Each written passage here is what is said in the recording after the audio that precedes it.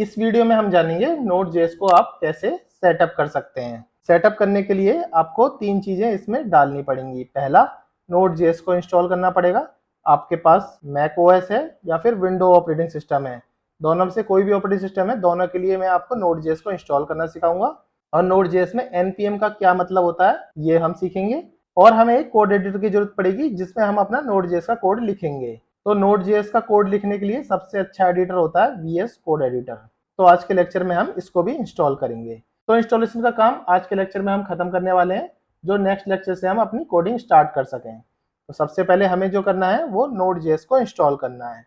मेरे पास Mac operating system है, आपके पास मैक हो या फिर विंडोज हो, दोनों का प्रोसेस एकदम सिमिलर है। जैसा मैं करता जाऊंगा वैसे ही आपको करना है। नॉर्मल अपना क्रोम का एक और टैब खोल लो, नॉर्मल टैब खोल लिया आपने, और इसमें लिखो Node.js इंस्टॉल।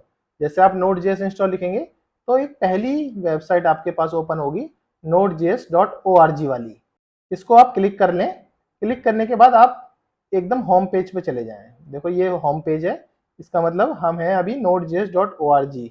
तो यहाँ पे आप लास्ट में देखोगे इसमें दो चीज लिखी हुई हैं कि Node.js के दो वर्जन है, वर्जन 22.18.0 ये लेटेस्ट LTS वर्जन है, एक है वर्जन 24.5.0 ये लेटेस्ट रिलीज वर्जन है। तो हमें इन दोनों में से कौन से वर्जन चाहिए, तो मैं अभी थोड़ा सा आगे बताता हूँ। सबसे पहले हमें करना है गेट Node.js। इसको आप नॉर्मल क्लिक कर लो गेट Node.js, तो आप डाउनलोड वाले पेज पे आ जाएंगे। तो यहाँ पे देखो जो हमने देखा था कि एक वर्जन लिखा था 22.18.0 LTS और एक लिखा है करंट वर्जन, और इन दोनों के बीच के भी वर्जन है। तो हम LTS वर्जन पे जाएंगे, जो हमारा दिखा हुआ था 22.18.0, हम इसी वर्जन को डाउनलोड करेंगे। LTS का मतलब समझाता हूँ क्या होता है। LTS की फुल फॉर्म होती है long term support. Long term support का मतलब है ये एक स्टेबल वर्जन है और ये Node.js का रिकमेंडेड वर्जन भी है। इसका मतलब इस वर्जन में कोई इशू नहीं है, कोई बग नहीं है, कोई एरर आने की संभावना भी नहीं है। और एक होता है करंट वर्जन, जो Node.js ने अभी करंटली निकाला होता है। इसका मतलब इस वर्जन में इशू आ सकते हैं, जो भी इशू आए आप रिपोर्ट कर सकते हैं। जो Node.js के डेवलपर्स हैं उस इशू के बेस पे उस एरर को रिजॉल्व कर देंगे। कुछ दिन बाद ये वर्जन भी LTS वर्जन हो जाएगा, जब ये बग फ्री हो जाएगा, एरर फ्री हो जाएगा। वैसे तो आपको इनमें से कोई ऑप्शन जो है सिलेक्ट नहीं करना अपने हिसाब से, क्योंकि ये ऑप्शन उनके लिए है जिन प्रोजेक्ट में नोड की 11 वर्जन चाहिए, 18 वर्जन चाहिए। हमें कोई मतलब नहीं है, हम अपना लेटेस्ट वर्जन लेने वाले हैं। लेटेस्ट वर्जन के बाद आपको यहाँ से ये भी सिलेक्ट कर सकते हो, आप विंडोज के लिए डाउनलोड करना चाहते हो या मैकबुक के लिए या लिनक्स के लिए। तो ये ऑटोमेटिक जो लिख के देगा वो आपके सिस्टम के हिसाब से लिख के देगा, इसलिए आपको कोई चेंज करना नहीं है। वर्जन हिसाब से आप चेंज कर सकते हैं, जैसा भी आपका प्रोजेक्ट में वर्जन की रिक्वायरमेंट है वो वर्जन आप यूज कर सकते हैं। बाकी इनमें कोई चेंज नहीं करना। एनपीएम के बारे में बताऊंगा मैं, एनवीएम के बारे में भी आगे चल के पता चलेगी। इधर आपको डाउनलोड के लिए विंडोज में भी आ रहा होगा, तो सिंपल इसको आप क्लिक करेंगे तो आपका इस तरीके से डाउनलोड 1 मिनट में हो जाएगा, क्योंकि 80 MB की है, ये ज़्यादा हैवी फाइल है नहीं। तो इसको आप जैसे क्लिक करोगे तो आपके सामने इस तरीके की कोई एक स्क्रीन आ जाएगी। इस स्क्रीन पे देखो लिखा हुआ है Node.js का वर्जन है 22.18.0, ये आपके इस लोकेशन पे इंस्टॉल हो रही है। और देखो इसमें ये भी लिखा हुआ है npm का वर्जन है 10.9.3। अब इससे क्या आपको समझ आया, अगर आप Node.js इंस्टॉल करते हैं तो npm भी ऑटोमेटिक इंस्टॉल हो जाती है। अभी मैं आऊंगा npm असली में होता क्या है, अभी हम इसको इंस्टॉल कर लेते हैं।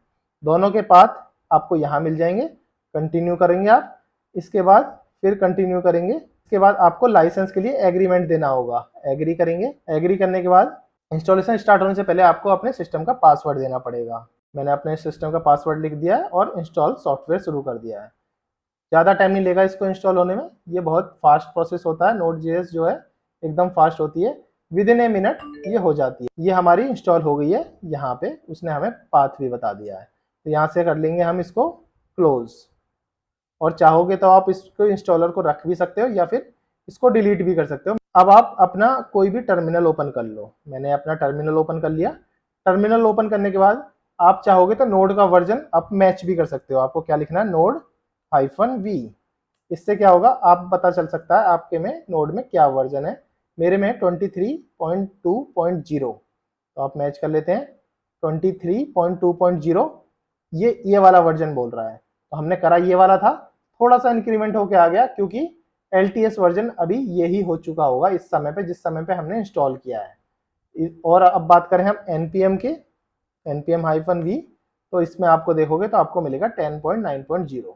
दोनों वर्जन्स को आप इजीली देख सकते हैं कि हमारे आपके सिस्टम में कौन सा वर्जन इस समय है। ठीक है, आपने नोड भी इंस्टॉल हो गया। अब npm के बारे में मैं थोड़ी सी डिटेल दे देता हूँ कि npm होता क्या है। npm का मतलब है नोड पैकेज मैनेजर। ठीक है, फुल फॉर्म इज ओके। ये Node.js के साथ ऑटोमेटिक इंस्टॉल हो जाता है, ये भी आप ओके आप देख भी चुके हैं। इसका काम होता है एक्सटर्नल पैकेज को इंस्टॉल करना। अगर आप बिगिनर हैं तो आपको पता नहीं होगा एक्सटर्नल पैकेज होता क्या है। एक्सटर्नल पैकेज जैसे एपीआई को कॉल करने के लिए हमें एक्सटर्नल पैकेज की जरूरत पड़ती है, जैसे Axios। उसके लिए हम क्या करते हैं, npm install Axios। जो भी आपके पैकेज फ्रीली अवेलेबल है वो आपके सिस्टम में इंस्टॉल हो जाते हैं। आपको नॉलेज के लिए एक चीज बताना चाहता हूँ, npm के पैकेज जो है वो मोर देन 1 मिलियन है, तो इसलिए हमारे पास पैकेज की कोई कमी नहीं है npm में। इसलिए Node.js बहुत ही ज्यादा पॉपुलर होती जा रही है। दूसरा बेनिफिट है npm का, ये डिपेंडेंसी मैनेज करता है। चाहो तो किसी भी पैकेज का या फिर नोड का आप वर्जन अपग्रेड या फिर डाउनग्रेड अपने अकॉर्डिंग कर सकते हैं, ये भी npm के थ्रू ही आप कर सकते हो। तीसरी चीज, npm के थ्रू ही आप अपनी स्क्रिप्ट को भी रन कर सकते हो या फिर प्रोजेक्ट को भी स्टार्ट कर सकते हो, वो सब भी npm के थ्रू होता है। अब लास्ट अपना इंस्टॉल कर लेते हैं VS code. VS code installation के बिना तो आपका प्रोजेक्ट चलने वाला है ही नहीं, क्योंकि आप कोड कहीं ना कहीं तो लिखेंगे ही और कुछ ना कुछ एडिटर आपको चाहिए ही। तो VS कोड से अच्छा एडिटर Node.js के लिए अभी तक है नहीं। तो अपना VS कोड एडिटर के लिए आप क्या करोगे, आप सिंपल लिखो VS कोड एडिटर डाउनलोड। इतना आप लिखोगे, सबसे पहली साइट जो मिलेगी आपको सबसे ऊपर की, इसी पे चले जाना। इस पे जाने के बाद आपको कुछ इस तरीके के 3 आइकन दिखेंगे। विंडो के लिए आपको सिंपल इस बटन को क्लिक करना है और नेक्स्ट नेक्स्ट नेक्स्ट करके इसको इंस्टॉल कर लेना है। अगर आपके पास उबंटू है या फिर रेड हैट है तो ये सब उनके लिए अलग अलग बटन्स दिए हुए हैं। मेरे पास मैक है तो मैं इसको क्लिक करूंगा। जैसे मैं इसको क्लिक करूंगा तो thanks for downloading VS code आ जाएगा, यहाँ से डाउनलोड होना स्टार्ट हो जाएगा। थोड़ा सा टाइम लेगा, ये 237 MB का है। अभी मैं इसको क्रॉस कर देता हूँ क्योंकि मेरे पास ये ऑलरेडी है। आप इसको डाउनलोड करें और नेक्स्ट नेक्स्ट नेक्स्ट करके इसको चला सकते हैं। ये नॉर्मली आपको कुछ इस तरीके का दिखेगा डाउनलोड होने के बाद। VS कोड आपको एक्सटेंशन डालने की फैसिलिटी भी देता है। देखो यहाँ पे एक बटन है, इस बटन को एक्सटेंशन को आप क्लिक करोगे तो आपको एक्सटेंशन यहाँ से सर्च करके जो भी एक्सटेंशन चाहिए आप यहाँ से सर्च करके डाल सकते हैं। जैसे कि मैंने GitHub Copilot डाला हुआ है, GitLens डाला हुआ है, लाइव सर्वर डाला हुआ है, Prettier डाला हुआ है। तो ठीक है, ये भी आपका डाउनलोड हो गया।